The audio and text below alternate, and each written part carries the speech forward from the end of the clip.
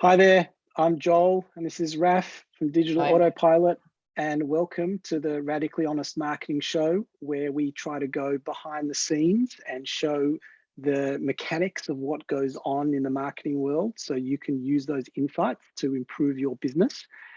Part of what we sometimes do is we go behind the scenes in terms of our own operation. We try and be completely transparent so you can learn from some of the things we're doing. And that's part of what I want to do today. People often ask me the question, how do I ensure that my business runs smoothly and efficiently and profitably, whether I'm there or not, right? So that I avoid fires and things falling through the cracks. How do I just make it run like clockwork? To answer that, there's a lot that goes into answering that question, but one of the critical pieces of that answer is systems. In other words, what you need to do is implement step-by-step processes or procedures for performing the key tasks of the business. That means defining what those systems are, empowering your staff by explaining it to them, documenting it, and most critically, having a way to track and manage that tasks are happening according to the systems. And this is where people fall down. People sometimes spend a lot of time creating these beautiful systems that sit on, somewhere in a document gathering virtual dust. And they pull it out when a new employee starts and they proudly show them the system they created, 3 years ago. The problem with that is it's now completely obsolete. No one was ever really actually using it to manage their day-to-day tasks. And as a result, you're not really seeing the true benefit of the system. Yeah. Whereas I'm going to suggest that not only should you document a system with the step-by-step processes for how to perform it, but you need a way to manage it and track that the systems are actually happening. How do you do that? Well, these days, there are some fantastic pieces of technology that manage tasks. There are lots of options out there. We use Asana as a task management platform to help manage our systems, but there are lots of other platforms out there, ranging from ClickUp is a relatively new one that's starting to... Basecamp is popular. Yeah, people use Basecamp, Teamwork. Trello is very popular. Monday is a great platform. They're all good platforms. We happen to use Asana, and something even for small teams, Joel, like even just something like the Google Doc, which is you can share live with anyone. Sometimes that, depending on the type of business, could also be a system that you use. A Google Doc is great for documenting the task. The challenge with a Google Doc, a Google Sheet. But a Google Sheet. Sorry, yeah. is it's harder to track that things are happening, and that's where I think a platform like a dedicated task management platform like Asana works really, really well. And I'll just give you a really quick insight, and I'm going to show you. We're trying to be radically honest here. So what I'm going to do is I'm actually going to show you my screen right now. I know you've just changed it to look like the ideal system without all the warts and all. I'm just kidding.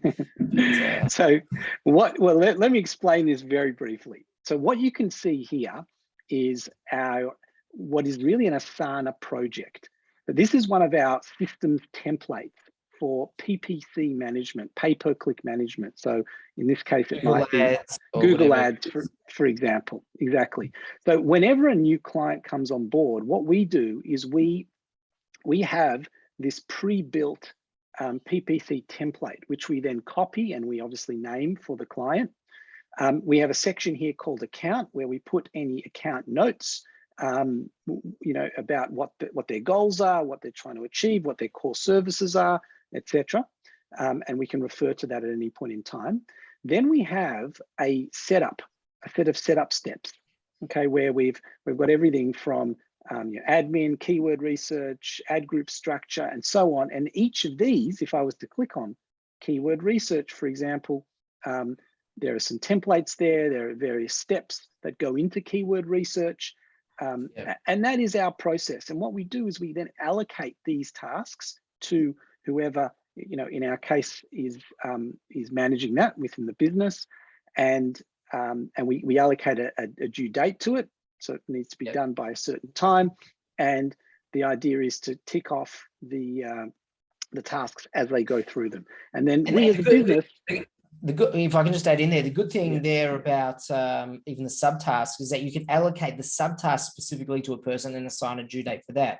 I know with projects that I've managed, sometimes I do a lot of it, but then someone else, or you, Joel, or whoever it is, might do a couple other elements. So then I can assign it to them specifically, or I can drag it out and pull it into it in its own task. And the communication within each of those sections can happen down below as well. There's sections where you can actually just write comments. Correct. Yeah, exactly. I can write, something here, and it relates to this specific task rather than sitting, in my emails where I get, dozens of emails every day. It relates to this task, and it's easy to find, right? So, that's what happens in terms of the setup. And then of course there's the ongoing. Once you've completed the setup, then you've got the ongoing phase. And one of the beautiful things about a task management system like this is you can create recurring tasks. For example, with Google Ads, we make sure that we do ongoing checks for clients. It's not like it's set and forget. We have a range of steps that we go through on, as you can see here, on a regular basis for each of our clients. And what we do here is we assign it to someone, we put a due date, but we put it as a recurring task. So as soon as they click it off, let's say it was to happen every week or every fortnight, whatever it is, then once they click it off, it will then reappear. And we know that when they've clicked through each of these steps in the process and ultimately clicked off the task, we know it's been done. And if it hasn't been done, we can see immediately because the task turns red. And this is, without going into too much detail about this particular task, this is about how we run things here. But for your business, the idea is to think about what are the core tasks that need to get done, and have you documented them, number one. That's the first step.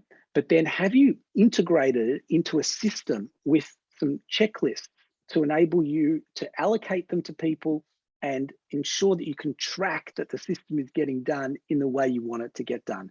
And what I find is where you do that, you seriously increase the consistency of performance, the effectiveness of performance, you reduce the chances of things falling through the gaps. And as a result, you create a business that runs, smoothly and efficiently all the time.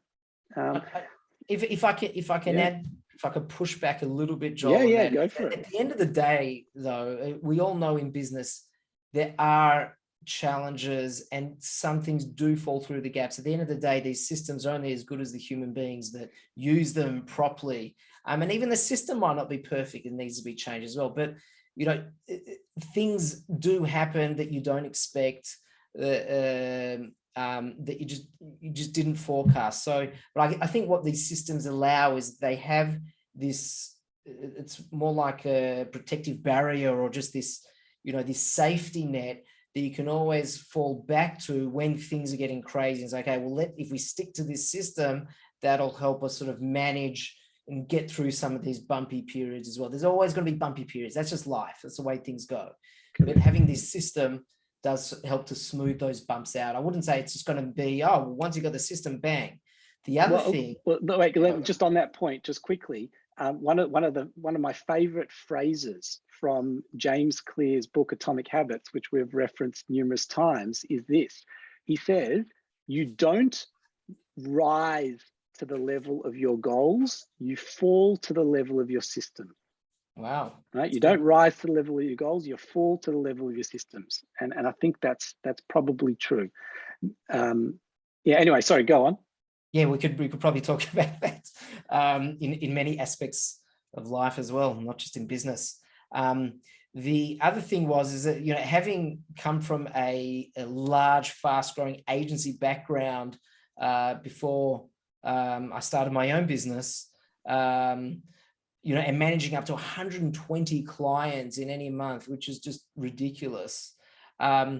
What we found at that company is that there was too much admin work going on. So I'm always trying to balance up, Joel, when you say that we should have a system for this, and I agree with that. I love systems and, the philosophy of it, but it's also about balancing doing the work and not making the admin and the ticking things off and the charts. So I think there's always that tightrope that we have to think about, which means just because you create the system once, it doesn't mean that it's perfect. And there was a recent example of that where I was having a discussion with one of our ad specialists, and we were discussing like how could we sort of fast track things without unnecessary admin, and so one thing, like based on that structure that you just showed, that we're gonna, so I don't know, you don't have the screen there, but there was this ongoing list and it had 11 or 12 points to check.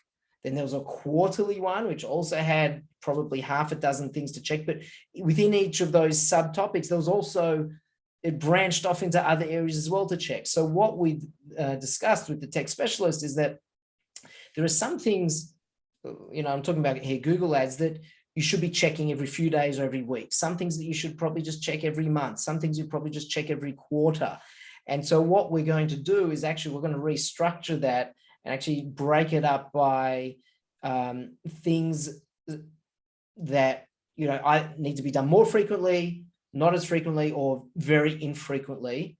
So yes, there might be more sort of tasks within that client account, but they're not going to, only the ones that are really important are going to occur frequently, and the ones that are less important, not as frequently. Look, we're going to test it out. We're big on testing, as you know.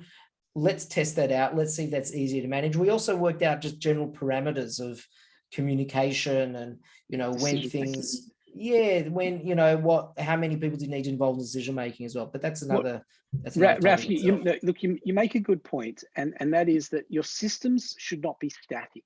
They should be dynamic, and you need to innovate them over time, right? You start with a baseline, you test it, right? It's never going to be perfect first up. And in fact, it will never, ever be perfect, because there's no such thing as perfect, right? There's only getting better and better and optimizing. And so the idea is to review your systems over time and continually improve them. And as you continually improve your systems, you continually improve your performance, right? Remember, you don't rise to the level of your goals, you fall to the level of your systems. So if your systems are great, then your baseline is really, really solid. Hopefully that's been a helpful insight for you. Hope you can apply it to your business. And if you found this valuable, then please subscribe below and or like this this episode so that other people can see it and hopefully benefit from it as well. Thanks very much, everyone, and good luck implementing it in your business. Okay, we'll see you next time.